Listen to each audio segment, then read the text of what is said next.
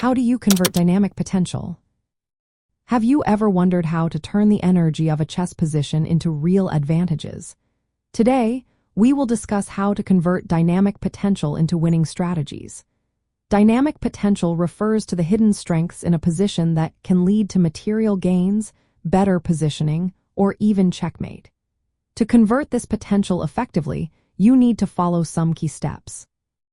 First, identify the imbalances in the position. Look for weaknesses in your opponent's pawn structure, differences in piece activity, or any safety issues with their king. For example, if your opponent has pushed a pawn forward, it might create weaknesses that you can exploit. Meanwhile, if your pieces are well placed, you are ready to launch an attack. Next, prioritize tempo and initiative. Dynamic play often requires you to force your opponent to respond to your threats. You can create threats by making pawn breaks or even sacrificing pieces to disrupt their plans. A well-timed exchange sacrifice can open lines against a castled king, turning your piece activity into attacking chances. Calculating critical lines is another essential step.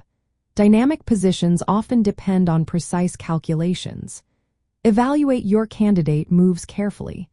Moves that increase tension, like advancing pawns to undermine enemy structures, can be very effective. Avoid passive moves that allow your opponent to regain control. Balancing risk and reward is also vital.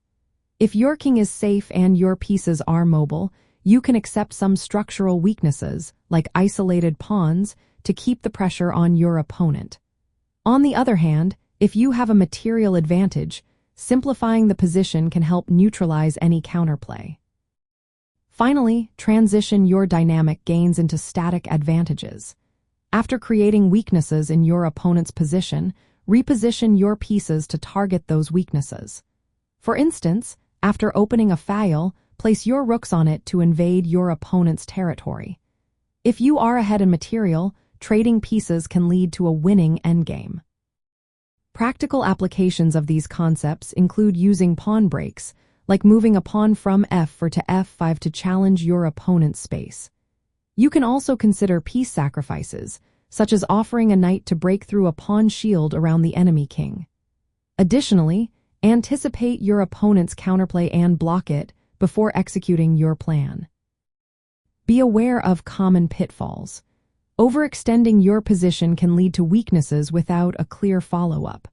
Always verify that your tactical sequences will yield positive results. Lastly, do not be passive when dynamic potential is at stake. Act decisively.